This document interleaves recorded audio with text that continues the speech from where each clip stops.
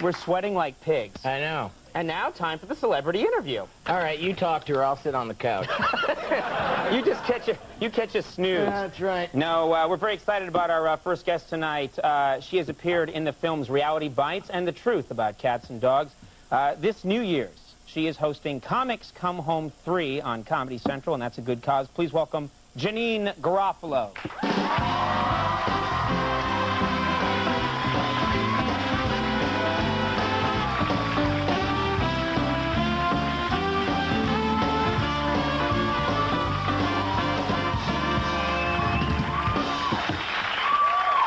How you doing? I'm good, thank you. Yeah? That was very funny. Okay, we're going to start sweating like pigs. I like we killed them, but they were clearly not dead. They actually they were supposed to lay on the ground, I assume? Yes, yes. They dropped and rolled quickly and that up. was my Buddy Ebsen Wizard of Oz homage. You killed them. Oh, it wasn't part of it? No. Oh, I see. That's really. Why they weren't dead. Yeah. Okay. No, it's kind of just a high school production here all the time. It was very funny. The pane of glass was funny. The scientist who blinded himself was very good. And shrieked. Yeah. Shrieked. You know, we were just out there at the tree, as you know, and we don't go out there that much while we're here working on the show because it's too intense. It's insane out there. People stand around. There are like 100,000 people out there pushing each other insanely to get to the tree. And all across New York, it's reached a fever pitch. It is true. Do you enjoy this? Is this something you like? Well, actually, I wanted to, keeping with your deadbeat dad Santa, I love, what? Huh? Oops. Did somebody say a little louder, or did I need some water? Something upstairs. Oh, never mind. They'll fix it in post. Remember what? Let's start all over again so they can edit it. Let's start as though you just said something funny. You're a pill. So I've been out of context Santa sightings, like the deadbeat dad. On Sunday, I was walking on Broadway, and there was a Santa, Salvation Army Santa or what have you, arguing with his girlfriend on a cell phone. It was so funny. Can I stand up? Yeah. It's like, okay, the Santa holding a cell phone and, like, you know, with the ear going, no, that's not, we agreed at 7 o'clock I would be at your mother. 7 o'clock. And he was just yelling, and then if you moved on around the store, there was a bunch of the store elves smoking a butt, like, you know, cuddling in a group, you know, and there was coffee, smoke break. I always amused by that type of For children to see it, that's the important thing. Yeah, I think children should see the high-tech Santa on the cell phone. Do you go to a lot of parties? Do you visit the scene? Well, you know, in the holiday season, there's like a holiday Christmas party like for a week before Christmas, and then there's the New Year's. So all last week, I went to a Christmas party of some kind, and the blackout phenomenon, which I'm going to discuss now. So I go to Christmas parties, and there's always open bars, which is very dangerous for me because it's like, woohoo, open bar, you know. And like by the third glass of Cabernet, all bets are off. I don't even know what's going on, and I have the platform shoes on, so it's crazy because I'm really into the spice. Good Lord, look at that. You could kill someone with those. Well, see, here's the trick is those things are loaded with contraband. Well, I figured if I'm taller, I can drink more. So these make me 5'6". So good thinking. So I go to the Comedy Central Christmas party, and I had like 3 glasses of Cabernet, and then I remembered, oh my God, I have to walk my dog. It's midnight. So in these shoes, I go to walk my dog. Let me just tell you, during the holiday season, never walk a 100-pound dog in platform shoes after 3 glasses of wine, and I'll tell you why. So I'm walking the dog, and a skateboarder goes by, and my dog's obsessed with skateboarders. He took off like you would not believe, and I had the leash wrapped around a couple of times, literally lifted me off my feet and dragged me a little bit, and I had a bubble jacket on. Both elbows blooded through a bubble jacket, and my knees, and there were so many, like, NYU kids around, I had to pretend I thought it was really funny. But it wasn't funny. I would have cried so hard if I could have, and I had a goose egg on my forehead, and it was so embarrassing. And then I realized, you know what, I don't want to go all the way back home. I want to go back to the party, so I brought him to the Comedy Central party, and as soon as Dew got into the party, Isaac Hayes sat down, the singer Isaac Hayes, with his plate of dinner, and Dew jumped over the table, pulled the plate off, ate everything on the plate in about 2 seconds, and Isaac Hayes said something like, "That's cold." That's cold. Don't mess with Isaac Hayes. It was cold. And it was straight up cold. And you know, I saw, it's funny because this is completely unrelated, but we knew you were going to be coming on the show tonight, and 2 nights ago I run into you, and kindly you say, hey, you want to see my dog? So go over to your apartment, and you want to see my dog? Woo! and I said, there are no dogs here.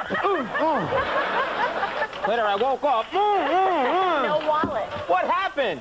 But you did. So I woke up in the Port Authority. Yeah. You've been rolled.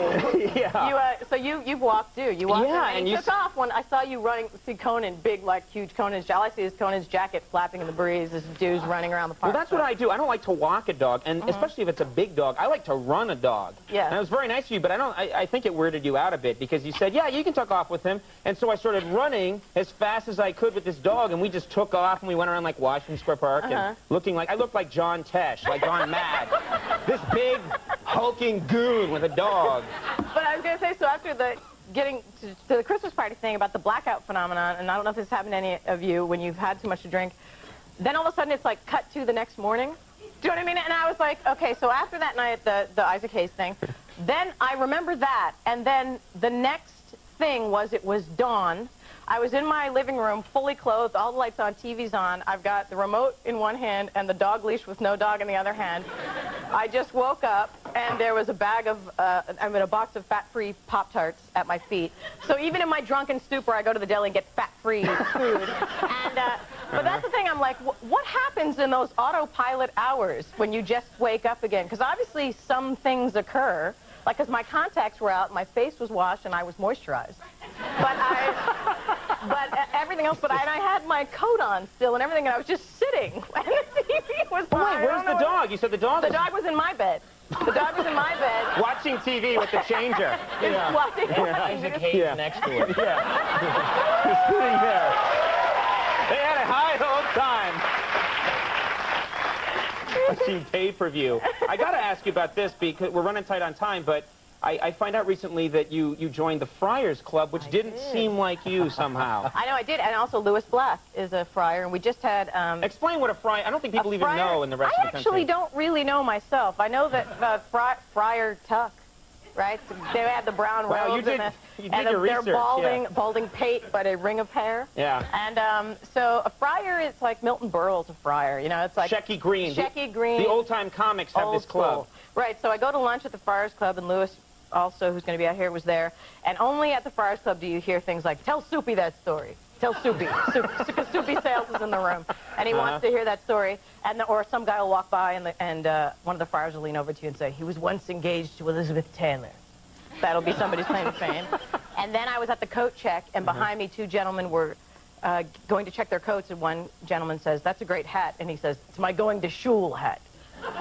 So there's a lot of people that go to shul at the Friars Club, and what is technically going to shul? It's a Jewish tradition of some kind. No, it's school. It was a joke.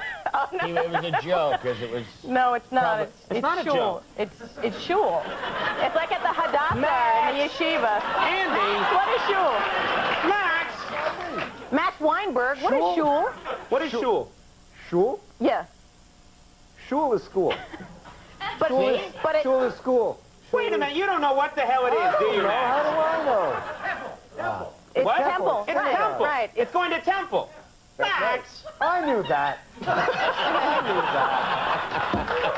I knew that. What the hell? Stay in shul. I don't guess. think he's really Jewish. He's not. I think it's a fake for a showbiz Yeah. thing. He thought, hey, there hasn't been like a big Jewish rock drummer. I'll make it Weinberg. Oh, good. It's a stage name. That's it. Skip O'Cowan is his name. I got to mention this. This is a very nice thing you're doing. Comics Come Home 3 is New Year's Eve at midnight. Right, it's a benefit for the Cam Neely Foundation, which is a foundation that works with families who have children with cancer. And on New Year's Eve, it'll be a live... it couldn't be a live broadcast. I already did it. What the hell am I talking about? No, you must be mistaken. It's live. I don't know why I just said that. Live broadcast, but it's in the can, so it's not live. You meant lively. It's lively. It's a lively broadcast. Lively and fun. And they're going to have a number you can call to donate to the Cam Neely Foundation. A very nice thing to do. Janeane, thanks so much for coming here. It's a very nice time of year to see you. Thank you. Yes, happy Christmas. Happy and Christmas happy to you. holidays and the whole thing. Janeane Garofalo, everybody. Lewis Black is coming up. We'll see you in a second.